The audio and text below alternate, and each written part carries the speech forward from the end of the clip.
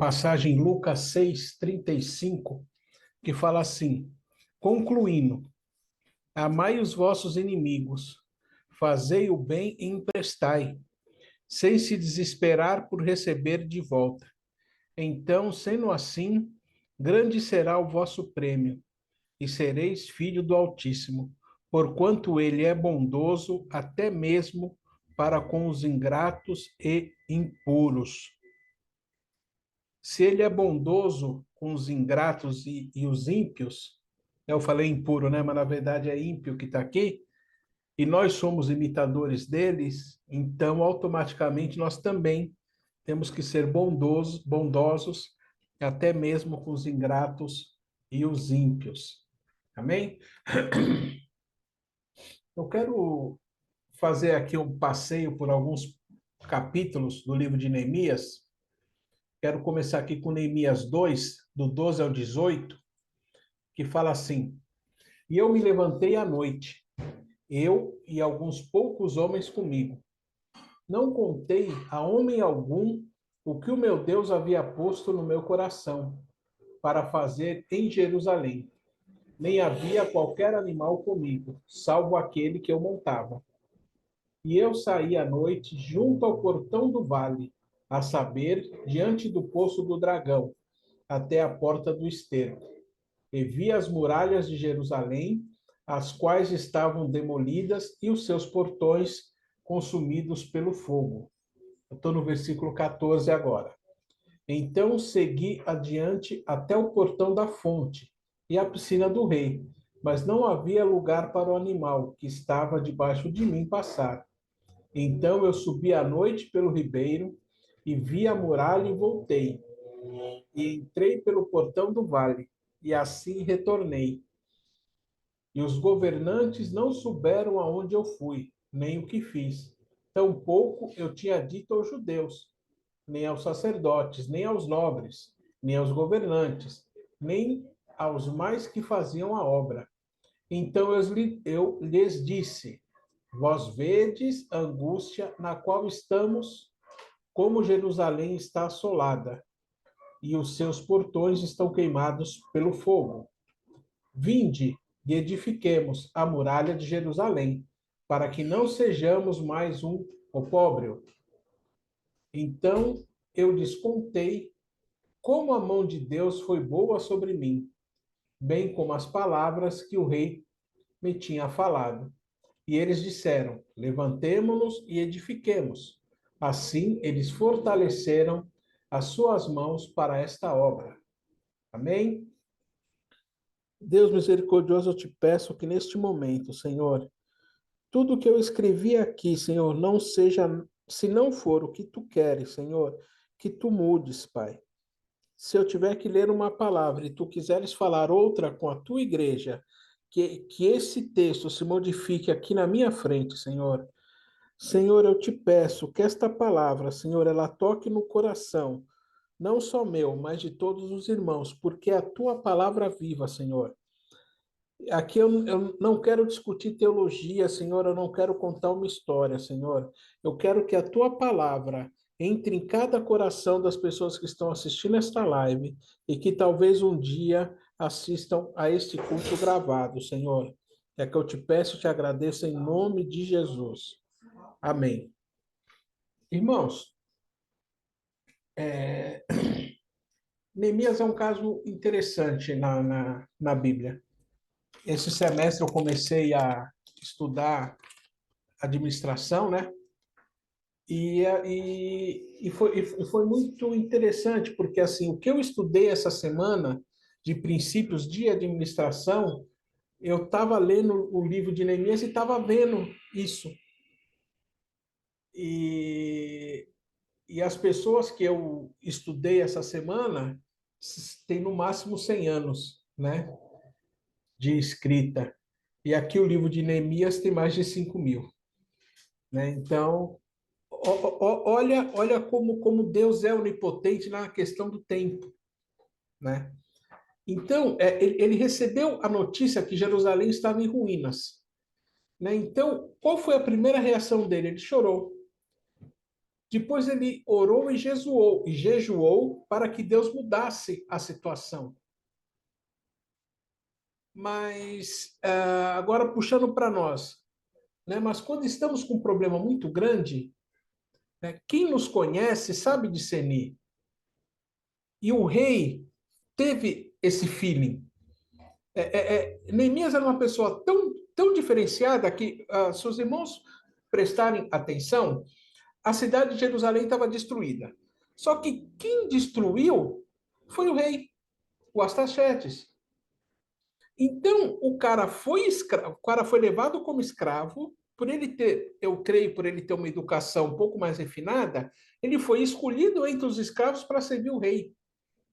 E se você notar na Bíblia, eu vou lembrar de cabeça agora, a menina judia de Naamã, mesmo eles sendo escravos, eles se dedicaram ao trabalho. José é um outro exemplo, né?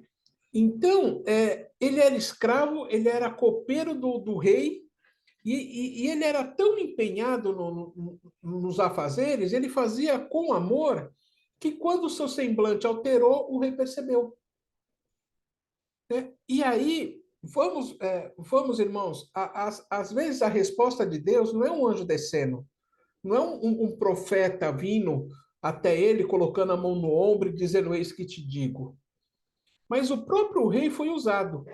Né? Então, um rei que destruiu Israel, não só destruiu, como levou Neemias como escravo, né? E aí se repete mais ou menos, se você for pensar, o que aconteceu com Moisés, né? Porque o faraó tinha mandado matar os meninos com a idade dele. Ele sobreviveu e Deus o escondeu, porque ele já tinha um plano na vida de Moisés, o escondeu aonde? Na casa do faraó. Olha que coisa assim tremenda, entendeu? Então, Neemias, que ia reconstruir a cidade, estava servindo vinho ao rei.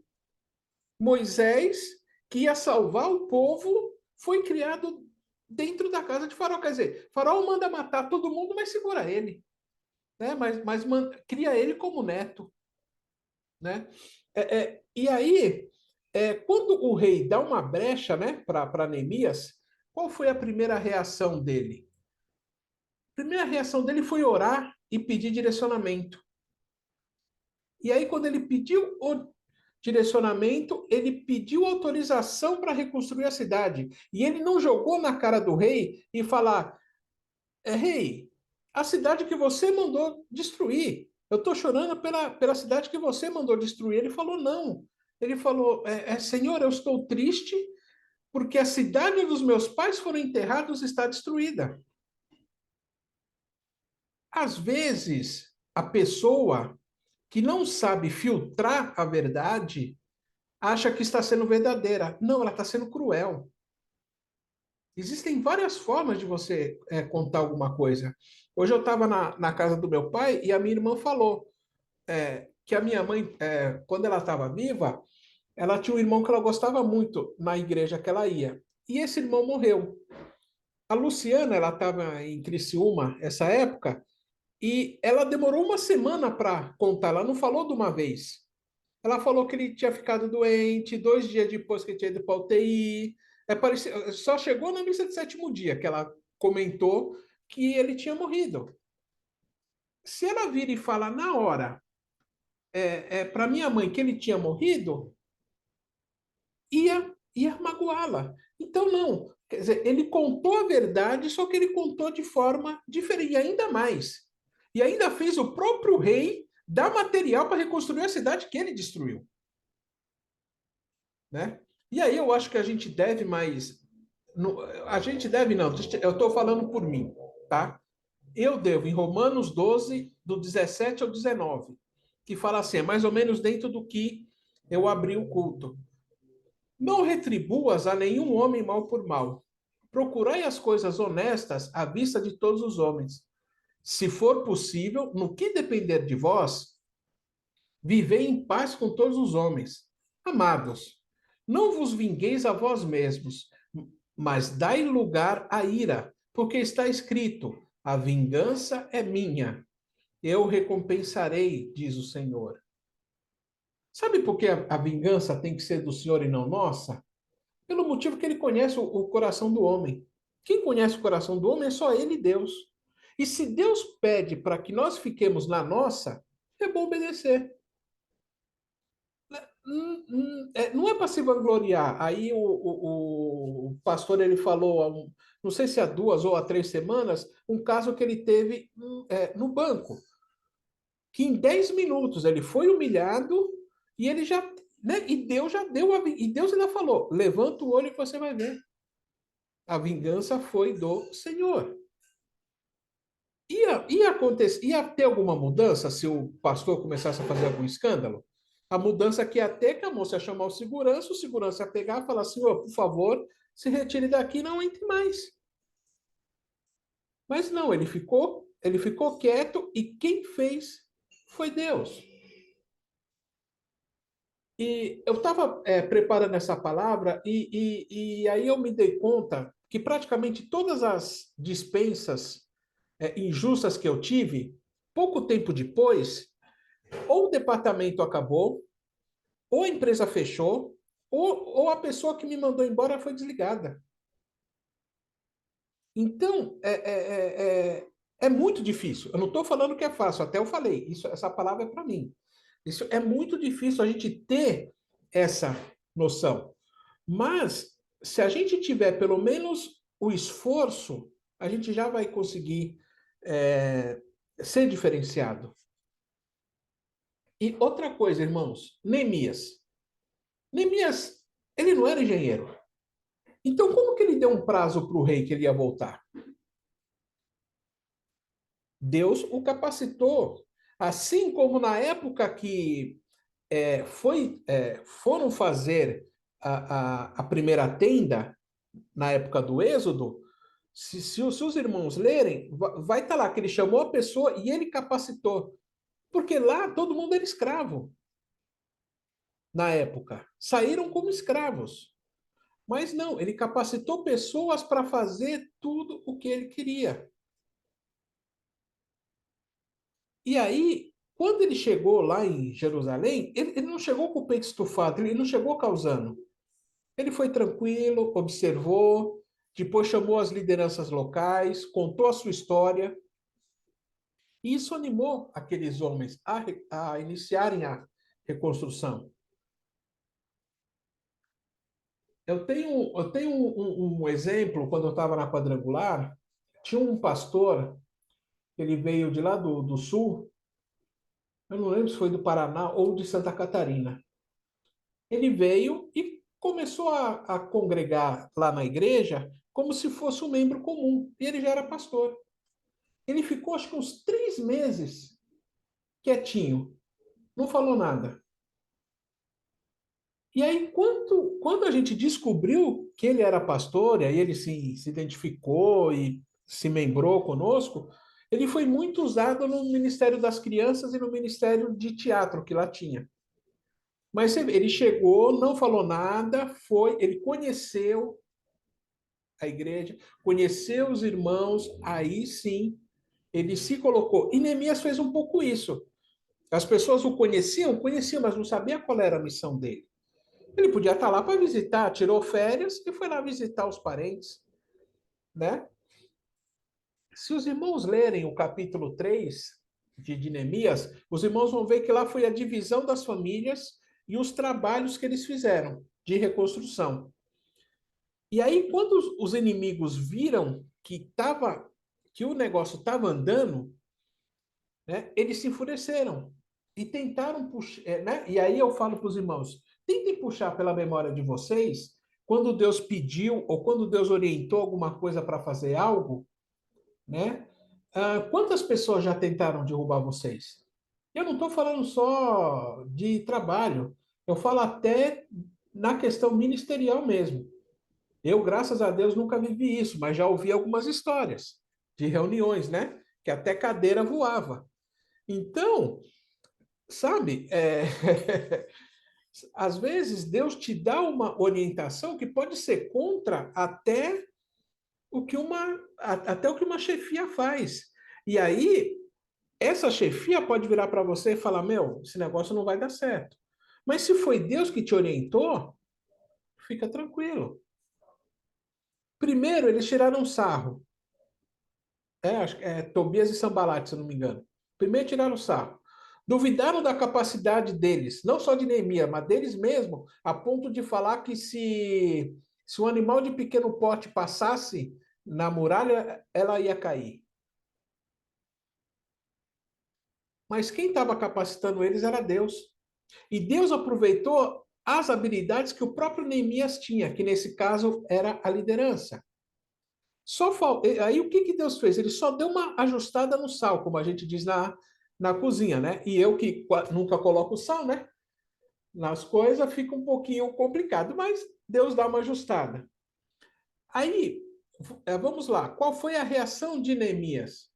E qual tem que ser a nossa reação? Sempre falando.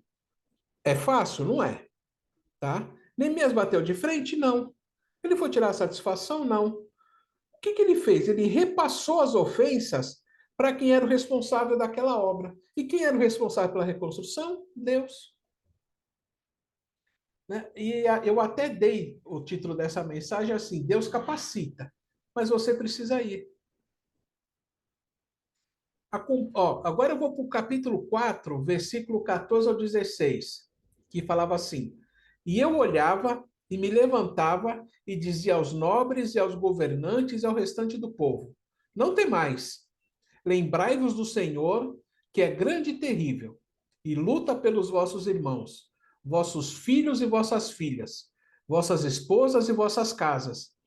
E sucedeu que, quando os nossos inimigos ouviram que isto era sabido por nós, e que Deus havia transformado o conselho deles em nada, todos nós retornamos à muralha, cada um para o seu lado. E sucedeu que, daquele tempo em diante, metade dos meus servos trabalhava na obra, e a outra metade deles tinha as lanças, os escudos, os arcos e as couraças. E os governantes estavam por detrás de toda a casa de Judá. Ou seja, Neemias colocou a questão na mão do Senhor, né, como nós também temos que fazer, mas ele arregaçou as mangas. Imagina se o Cauê tivesse até hoje esperando em Deus uma vaga de engenheiro civil. Entendeu? Ele, quando viu a dificuldade, ele falou: aqui não vai dar, vou para outro lugar. E hoje, graças a Deus, é quase um Setúbal. Tá lá. Eu me lembro que em 2005 eu trabalhava em restaurante, e aí eu cheguei à seguinte conclusão: se com 35 anos você não for diretor ou supervisor, a tendência é você trabalhar cada vez mais e ganhar cada vez menos. Aí o que que eu fiz? Voltei a estudar. Aí eu fiz um curso em técnico em seguros, só que eu não fiquei só olhando o mural de estágio lá na escola. Eu tinha sido mandado de um serviço de porteiro que eu estava fazendo, né? Aí eu cheguei para minha professora de direito. Agora os irmãos imaginam a cena. Ela estava sentada, eu coloquei as duas mãos na mesa, olhei bem sério para ela e falei: ó, o negócio é o seguinte, eu sou casado, tenho 3 filhos, pago aluguel, estou desempregado e preciso de serviço. Me ajuda. Ela se assustou e falou assim: mas eu não tenho esse poder. O máximo que eu posso fazer é levar o seu currículo. Eu falei: se me arrumar uma entrevista, o resto é comigo. E foi isso que aconteceu. Graças a Deus, eu comecei a trabalhar nessa corretora e saí quase um ano depois para poder cuidar dos gêmeos. Entendeu? Agora, voltando a Neemias. Vamos ao capítulo 6. Ocorreu algo que aconteceria depois no Novo Testamento. Quando após perder uma batalha que ocorreu no deserto com Jesus, o diabo, ele, entre aspas, se afastou por um tempo. Aquele pessoal que tinha enchido o saco lá no capítulo 2, eles voltam no capítulo 6. E aí eles tentam outras armadilhas. Primeiro tentam tirar Neemias do foco, não conseguiram, usam algumas pessoas de dentro para poder minar a confiança, para levá-lo ao engano. Contudo, Neemias estava ligado a quem? A Deus. Vamos prestar atenção, irmãos, com profetada. Ah, eu vejo uma casa na sua cabeça. Eu vejo acima de você uma casa. Cuidado que se a casa cair, você é esmagado. Aí eu vejo um carro na sua frente. Se você não pular, você pode ser atropelado. A gente precisa parar de evangelho só de prosperidade. Se você lê o Novo Testamento, as pessoas que iam dar testemunhos eram assim: eu vendi isso e coloquei no pé dos apóstolos. Eu vendi tudo e coloquei aos pés dos apóstolos. Hoje em dia, se o cara falar que vendeu tudo, é claro que vai ter pastor que vai falar: e cadê o meu? Você não deu? Não, você tem que fazer que nem naquela época. Mas não. Eles estavam encantados com a palavra. Eles acreditavam que Deus era suficiente. Hoje em dia, Deus não é mais suficiente. Então, olha para dentro de você, como eu estou olhando para dentro de mim, e fala: Deus tem sido suficiente para mim? E aí Neemias percebeu, porque ele estava ligado a Deus. Ele viu que a orientação não era da parte de Deus. Né? E essa não foi a primeira vez que um profeta foi contratado, né, para fazer com que o povo se desviasse. Mas tudo que foi levantado contra não foi suficiente para Neemias.